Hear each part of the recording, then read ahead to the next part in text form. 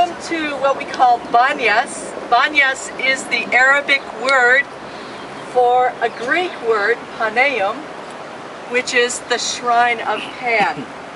And because there is no P in Arabic, it's going to come out as a B, Baneum, and eventually it becomes Banias.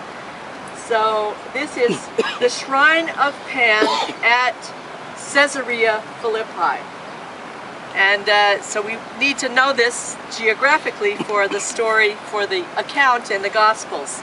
But first I just want to speak a little bit about the rock face there. First of all, did you all see the cave? Mm-hmm. Did you see the cave? Okay. The cave was the original shrine to Pan. And that was where the spring bubbled up inside the cave. And so people would come and they would offer animal sacrifices and throw them into the cave. And if the animal sank, then the gods had accepted it. If it floated, then your prayer, your supplication was rejected. And that's how it went with the Pan Shrine.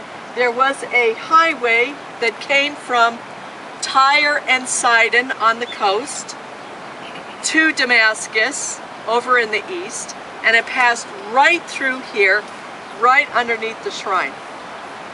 Herod the Great built himself a nice palace here, just to the left of the shrine.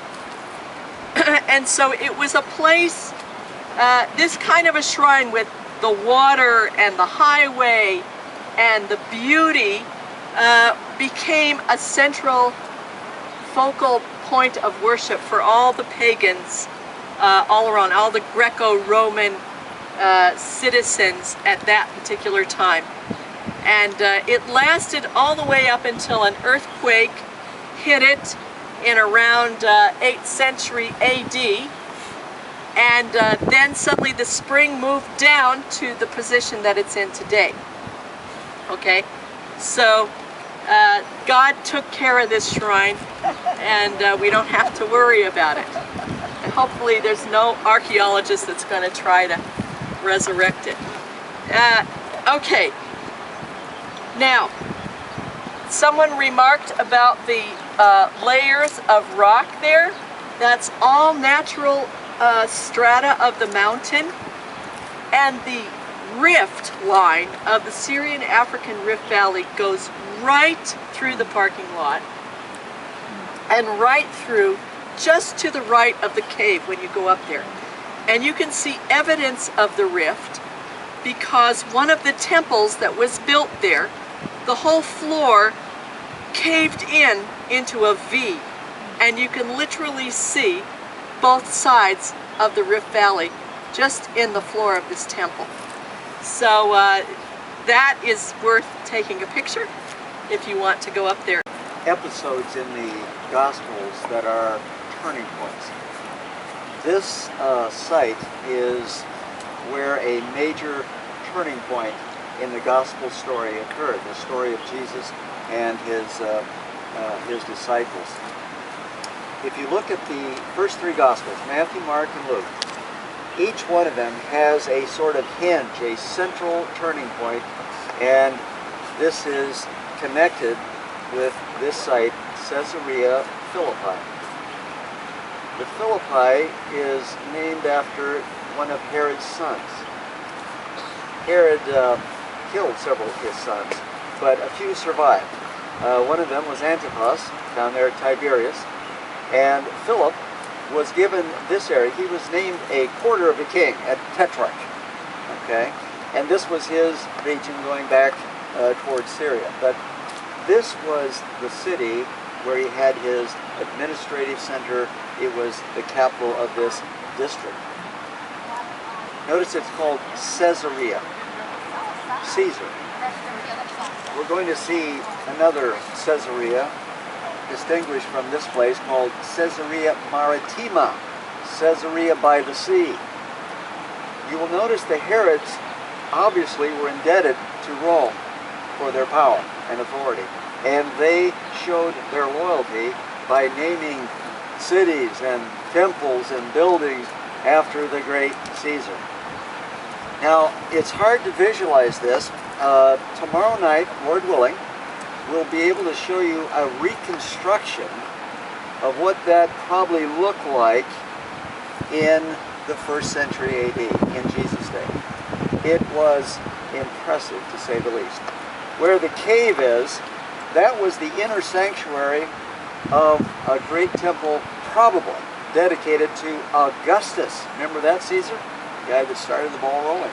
Augustus Caesar. So here is a Jewish king who builds a, well, he was at least, if he didn't build it, his father may have started, but at least he refurbished it, at the very least. Put up a temple in honor of Augustus. And then next to it was a court area, and Pan and the nymphs, this pagan mythology, a nice open area. And then another temple to Zeus, for heaven's sake. He had a temple there.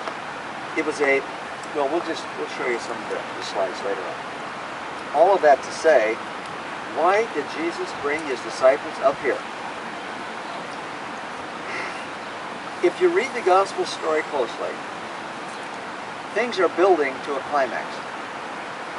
We already know that the Pharisees and the Herodians and the Sadducees are conspiring together to get rid of this very troublesome prophet from Galilee. He's rocking the boat. And for the Pharisees, he's challenging the very core of their religious conceptions, where you have the oral traditions. The interpretation of the law is essential, and Jesus seems to sit somewhat loose to this. In his sermons, he will say outrageous things like, "I say unto you." Now that was quite unusual, because in the rabbinic tradition, you have to quote an authority. You say, Rabbi so-and-so said, and he got it from Rabbi so-and-so, and it must go back to Moses. Jesus just gets up and says, "I say unto you." That was something new. And of course, he begins to direct attention to his person. Now, we come to the middle of the Gospels. Tension is building, and of course, when Jesus is down at the lake, down on the Galilee, he is mobbed. Remember those stories where there's so many people, sometimes he has to escape. So I'm going to call this a place apart. Okay? It was important for the disciples, the apostles, to come with Jesus apart so that he can put to them the question. The question. They've had plenty of time to evaluate his teaching, his ministry, his person. And he brings them here to this sort of pagan area so that they can be somewhat alone, because, you know, this is not going to be a hangout where Jews are going to come. It's not friendly to Judaism. It's offensive in many ways. But he brings them here so that they can be apart for a while. Now, if you will let me, if I may be a pastor for a minute, all of us as believers in Christ need to have an apart time where we break with the stresses, the strains, the demands made upon us, and we can meet with Jesus and revisit that question that he's going to ask. It is the question of all eternity. So, the question is, who am I? I'm going to read this. When Jesus came to the region of Caesarea Philippi, he asked his disciples, "Who do people say the Son of Man is?" They have some responses. This is a poll. This is the Gallup poll. Well, not really. Some say John the Baptist. Okay, that is understandable why people would identify Jesus as John the Baptist. Others say Elijah. Oh, I could speak for a long time on that. But Elijah's ministry, there were certain things he did, and Jesus also did things that reminded people of Elijah. Still others said Jeremiah the prophet. And if you read Jeremiah, you will realize why some folks thought that. Poor Jeremiah was the most reviled prophet of his day. lots of opposition, and now you see opposition has really mounted against this prophet from Nazareth. So some thought that he was Jeremiah. And here comes the question. So what about you? Who do you say I am? And Simon Peter, bless his heart, you are the Christ. Quite a few folks would vote for that. They felt that he certainly had some messianic things about him. So the Christ here, this is Mashiach in Hebrew. He's the anointed one. But then we have, he's the Son of the living God. Whoa, now we're off the charts here. And Jesus recognizes that Simon is enabled, has a spiritual enablement to make this confession. Jesus replied, "Blessed are you, Simon, son of Jonah, for this was not revealed to you by man, but by my Father in heaven. And I tell you that you are Peter, Petros, and upon this rock, Petra, I will build my church, and the gates of Hades will not overcome it." So, Jesus brings these folks apart so that he can ask them, are you ready to, well, part ways? That is, you're going to have to leave, for the pagans here, is Caesar going to save your soul? Is Zeus going to come and provide your needs? But then from the Jewish perspective, you know, where do you find this saving word? And Peter understands it comes from this one that God has sent, the special delegated messenger. I tell you that the church will not be overcome. Okay.